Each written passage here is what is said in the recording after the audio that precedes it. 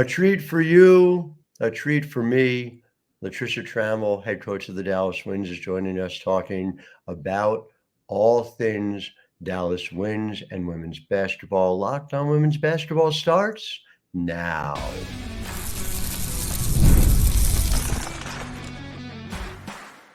You are Locked On Women's Basketball, your daily podcast on women's basketball. Part of the Locked On Podcast Network, your team every day. T-minus 5 days to the tip-off of the 2024 WNBA season. Hello and welcome to Locked On Women's Basketball. I'm your host, Howard Megdal, thanking you for making us your first listen every day. You guys keep showing up for us the way we show up for you. 200,000 of you, more than 200,000 in April alone. 6 days a week, we come to you on the past, present, future of the game. Subscribe at YouTube or wherever you get your podcasts. And of course, it is not just me. It is the incredible team covering this league, covering all things women's basketball at the Next.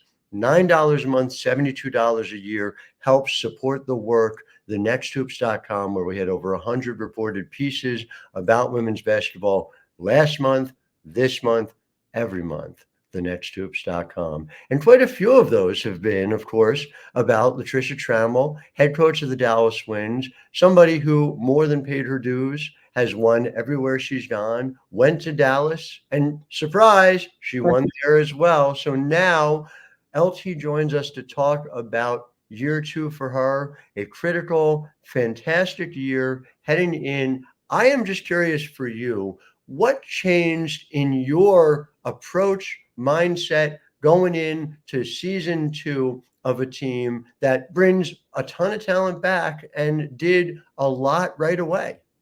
Yeah, one, thank you, Howard, for having me. It's always a pleasure to see you. I'm a little upset your daughter's not giving an interview like she tried to the last time. So please tell her I said hello. I will. That's the first thing. But Love yeah, that. it's always easier going into year two just because the culture is already set, and the expectations and the standards are set. And so now players understand how I coach and what I want in the system offensively and defensively. And so I think even the players knowing that having that continuity, it's kind of like having teams, right? You want some continuity year to year. It becomes a little easier. And so I definitely can see the flow is better now in year two.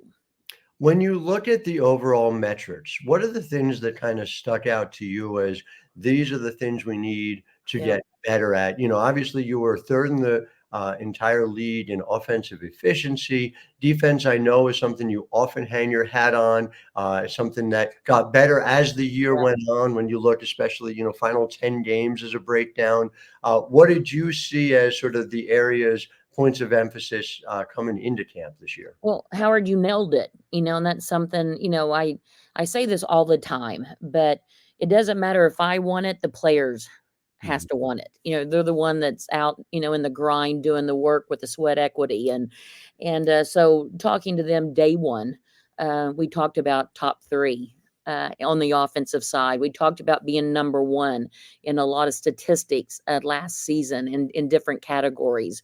But defense, we've got to make a jump there. We were top 7, better than the previous seasons. But for me, we've got to get in the top 5, top 4. And the players agree with that. And we just finished, since we only had one preseason game, Howard, we just now put on like a game. And we just walked off the court, and I'm going to tell you, I was very pleased from everyone in the defensive intensity that they just displayed. So I know that we're on the same page. Caitlin Clark and the Indiana Fever came to town. That was the big story, of course. And I know we talked about this a little bit off air. Obviously, there's a big crowd for a preseason game, but you turn around and there's a lot of conversation about the Caitlin Clark effect. To a certain extent, in my mind, it's the Amber Cox effect, because you look at the Dallas Wings having sold out the first couple of games now in the regular season too. We're talking about something that feels a lot bigger. This is no disrespect to Caitlin and what she's done and what she's yeah. do, but it does, to my mind, feel much bigger than Caitlin. And I'm wondering, in your like just large scale women's basketball conversations, how different are they than they were a year ago? I know they are for me. Yeah, I mean, the buzz around women's basketball is absolutely amazing. And we had a great draft class, right? We talk about the Caitlin Clarks, we talk about the Angel Reeses, the Cardoso. You know, I mean, there's you could just keep, snowballing with the great play. Talk about ours, JC and Ashley. I mean, we have several that we drafted that were absolutely fantastic. But I love what you said about the Amber Cox effect, because Amber and that leadership in the front office, along with the staff over there that picks up the phone, and sells us to so many. I mean, our fans are absolutely electrifying. CPC is an incredible place to play. And in our first preseason game being sold out, and we had sellout games last season as well. And for as well as we did, we got a lot of people excited in our community. And it felt like a playoff game. I mean, that's how the atmosphere felt. And so I think the players, appreciate that. But we got to put a good product on the court. And so credit to, Greg Bibb and Travis Charles and many of our scouters to get out and really look at the players that we need to get us over the hump. And then we feel like that we've done that. It's a roster that is going to be able to compete with anybody. There is obviously the big challenge with Satu Sabali being out, for this period of time. As a coach, That's big. It seems to me like it's things like getting even more production out of a Tierra McCowan, out Right. of Arike Ogunbowale, Kalani Brown, who I want to get into in greater detail as well. But at some level, it's also a bit of a holding pattern, right? What's the message like to your team? And, where do you see sort of the biggest chunks of her production? Because the beauty and, of course, the problem, therefore, of missing Satu is it's this well-rounded game. So it comes from everywhere. Yeah, just going back and watching, film from last season and seeing what a big role that Sawtooth had and what an incredible season as well, staying healthy, getting most improved player. She was an all-star. And yeah, I mean, that's a big hit, but it's also next player up. And it opens the door for a lot of other players. And one of those that we showcased in our first preseason game, a lot of people didn't know about her or almost, I hate to say it, but almost forgot about her. And that was Jaylen Brown to come in and make the impact that she did, scoring 21 points, having, a great rebounding game and just getting the respect that she already had before she stepped on the court, but definitely securing that respect from her veteran teammates and leadership. So it was really exciting to tell that young lady, yes, you've made the team, and watch her and watch her how she handled that. I mean, that's the good tears that you want to see. Oh, and that's great news. And that I love that she's getting this opportunity. I know that, again, you go back to her Cal years, and Right. the one thing that seemed like the missing ingredient was the way she was shooting her three-point shot. And I know, it seems as if that has had, let's say, a huge evolution forward. Does it seem to you like she's somebody you guys are going to be able to count on, not only to do the things she did at Cal, but also to stretch the floor for you? I do. And we do. Just watching film when we first, when Greg mentioned her and sent the video, I was like, oh, yeah, JB. But seeing what she was doing overseas and just her athleticism and her length. She's a young lady that can play multiple positions, defend multiple positions. She can dunk at her size. So she's got some verticality that's unbelievable. But not only that, Howard, she makes her locker room even better. She's such a good person, such a good teammate. There's not a day goes by that she doesn't play like there's a game going on or practice like there's a game going on. She loves it.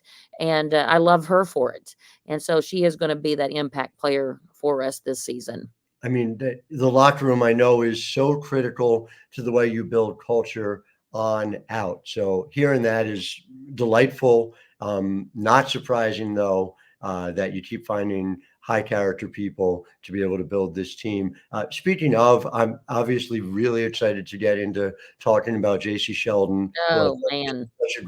Such a great selection for you guys. So we're going to run to our break, talk to you guys at home about Yahoo Finance, be back with you in segment 2 about JC, about so much more. Back with Latricia Trammell in just a minute. I'm Howard Megdal. You are listening to Locked On Women's Basketball.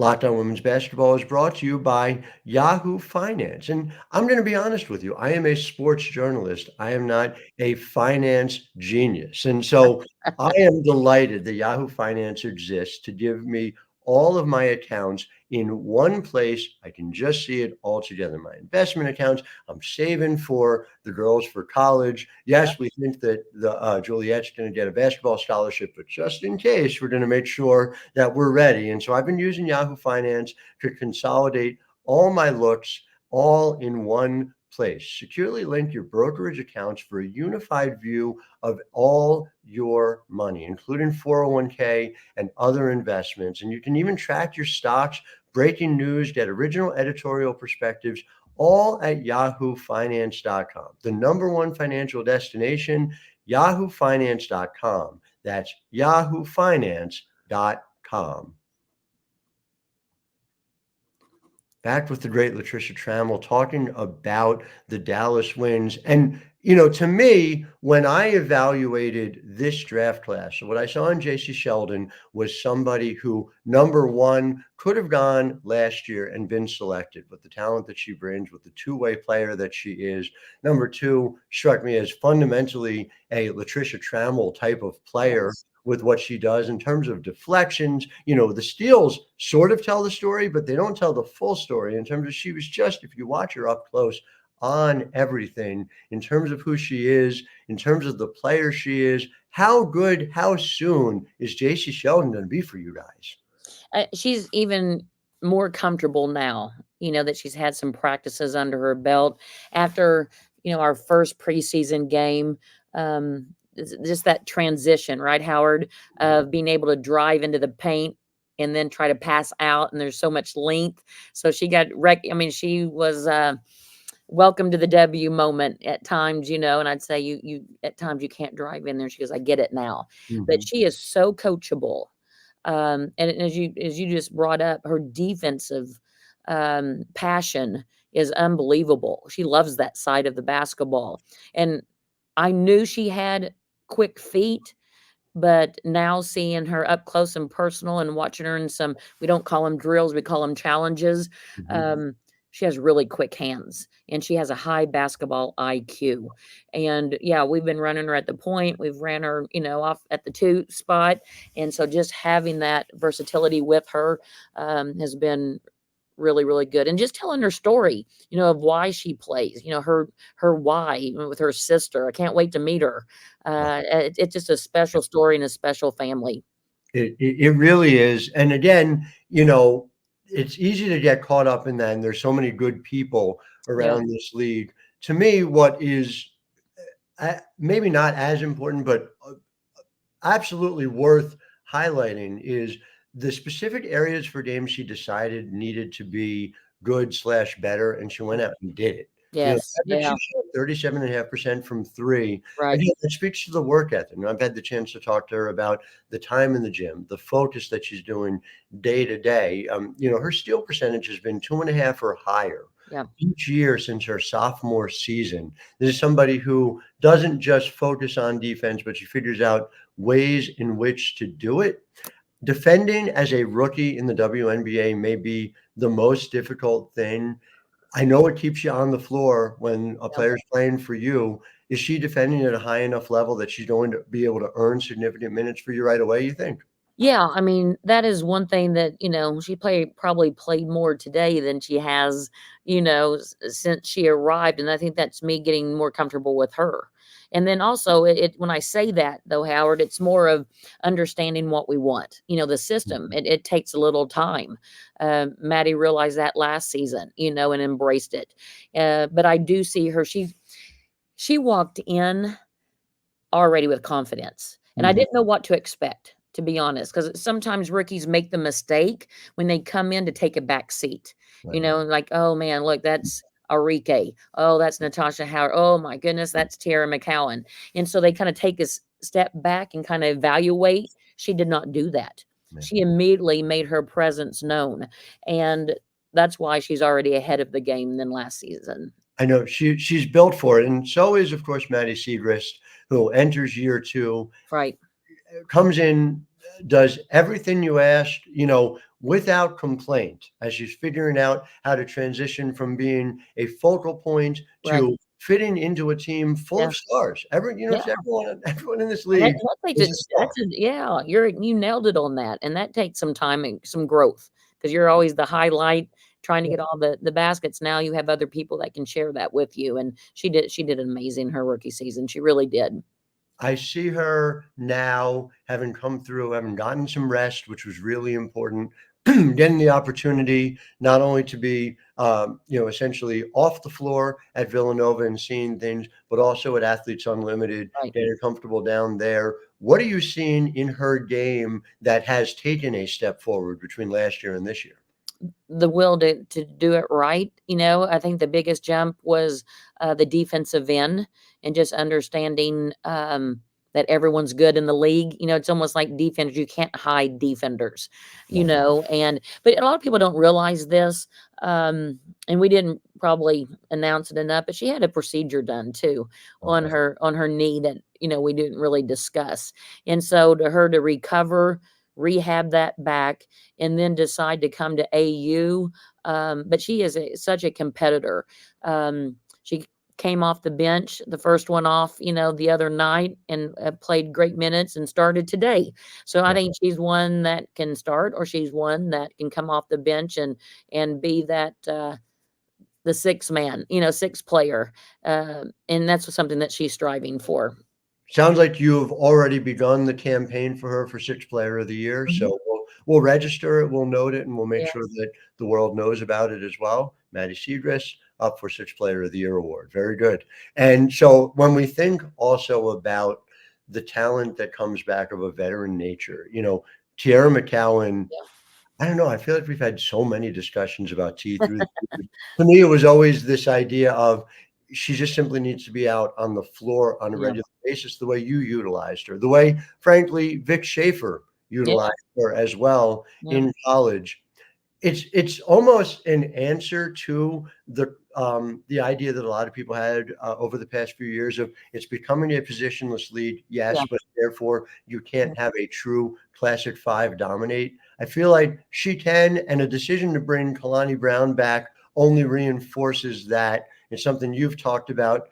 How do you feel like having 2 bigs like that, 2 big bigs, make a difference in this league with the way other teams are constructed? And even though there's both 6'7", their skill set's different. So it's double trouble, in my opinion. When you think about our league, and you think about, you think of Brittany Griner, with meaning size, but not anyone that I can really think about that has 2.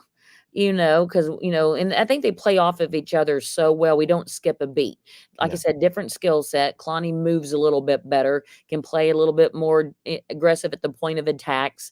But the rim protector in Tiara, she is one that if she seals deep and gets close, you can't stop her. I firmly believe that. But when they both played 20 minutes the other night, and so just to have that, and they feed off of each other, they love it. They're talking about how they're being defended and what they should do offensively, and it's just a double threat. And I'm so glad Kalani came back. I wanted to ask you about that because you had Kalani when you were an assistant in LA. Good. For a long time, she talked about wanting to play for you as a primary reason to do it. Kalani has struggled to get her foothold in this league. That's right.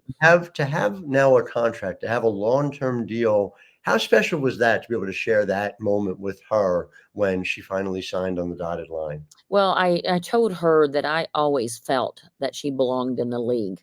Rookie seasons are hard. I don't care what anyone says, some are more pro ready than others. but it is tough. But Kalani did what she was supposed to do when we brought her into training camp. You may remember we did have to cut her, because of our numbers. But she did the right thing, that when we had an opportunity, we brought her back. And then she did so well for us in that second half of the season that when she was looking at other teams, we had the opportunity to offer her a position. And so for her to say yes, maybe take a little less at times than what others were offering, says a lot about her. It says a lot about our organization. It says a lot about our culture that we created, that she wanted to come back. And I'm so proud of her. Definitely extended family. Feel so comfortable coaching her, and how much she has grown since her rookie season is pretty special. Very happy for her. It's really exciting to see. And she's someone who I know struggled at times to have the confidence in herself. So you have this sort of external reinforcement. Hey, she doesn't have any problem with that now. No, she doesn't. And about time, because she's That's always right. Brown. I'm glad she knows it fully. Well, want to talk about the future, about the immediate future and the medium-term future as well. We'll be back in segment 3. Latricia Trammell, head coach of the Dallas Wings. So glad you're here. I'm Howard Megdal. You're listening to Locked On Women's Basketball. Back right after this. Locked On Women's Basketball is brought to you by Monopoly Go. We are a Monopoly family. We love to play. We don't have a lot of time. There's no off season in women's basketball, Coach, as you well know. And so we have Monopoly Go. It gives you the opportunity to do it without necessarily committing to a long-term game. You can do things, team up with friends, with family for time tournaments. You can work together to build each other's boards. The more you win together, the more awesome prizes you unlock. But just to be clear, the competitive nature, and we are a competitive family, does not disappear. There are stickers you can trade to complete albums, hilarious emojis for taunting friends, and yes, family. We are an emoji taunting family as well, all in good fun when we smash their buildings or heist their vaults. So go to the Google Play or App Store and download Monopoly Go today. Again, you can download it free, Monopoly Go, on Google Play or the App Store. Game on. So back here with Latricia Trammell talking about the Dallas Wings. And again, we look at this team. I know you talked about a top 4 finish as what you wanted out of year one. I have to say, I don't think it was the consensus that you would get there. And you never wavered, and you did. And so now, as you think through the ability to have the experience you guys did, to be able to play against Las Vegas. And we've seen this time and time again in this league that you have to lose before you can win in the playoffs. There's no teams that get put together and right away everything clicks into place. What do you think you guys are in a position to do better in a, let's say, WNBA semifinal matchup when the time comes to be able to do that again this year than last year? Shooting. Having more offensive threats now through the training camp, the individuals that we picked up, and also the draft. That is an area we wanted to get bigger in the guard spot. We have done that. That was a really big thing for Greg. After our last season, got exposed a little bit against Vegas in that position. And so I think just having more scoring threats on the court, and also defending. We picked up some players that like to defend, and that always helps, and so I think we're in a great spot. I think the leadership of Arike already taken it to a whole nother level. You just want to do all that you possibly can, and that's any coach, but I just want it so bad for this team, to reach the standards that they want, or the goals that we have. And so I told him, I said, I'll work my butt off for you, but and I'll do everything that I possibly can. And they agreed to go along on the journey. And so that's all you can ask for. Is there a metric? You said top 5 in defense, right? Is where you want to be. You guys are top 3 already offensively. Top in rebounding percentage in the entire league.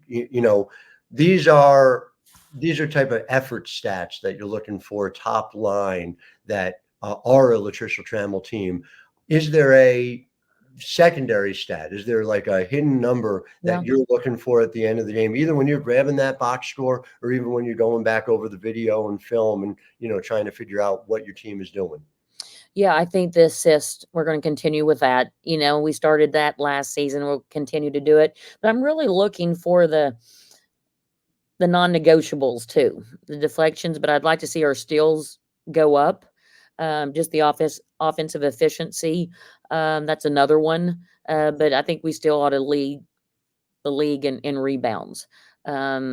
And so we're going to continue. But when I say this, Howard, before our game on Wednesday, we'll definitely sit down with the team and really talk about. We're still trying to get to that final roster. Unfortunately, still have to make another cut. But once we get to that, I hate it. I actually hate it. But when we get to that point, we'll definitely, before Wednesday, talk about what the players really are looking to accomplish. I am excited to see where you're going. It is always fascinating to talk basketball with you. I always learn from you, and I appreciate that very much. You. My listeners appreciate it as well, I'm sure. To my listeners, I thank you for joining us today. We will be back tomorrow. It's going to be a little different. I'm in the guest chair. Jackie Powell is in the host chair. Jackie, awesome. We will be talking about Rare Gems, my new book. Came out this week, so I am excited about that. I can't claim I'll be as interesting as LT, but I will do my best. Oh no, I'm getting it, and I'm going to have you sign it for me next time I see you. You got it. I can't wait for that, Coach. Well, always a pleasure. Until tomorrow, to our listeners, thank you as always for making us your first listen every day. I'm Howard Megdal, wishing you a wonderful Thursday.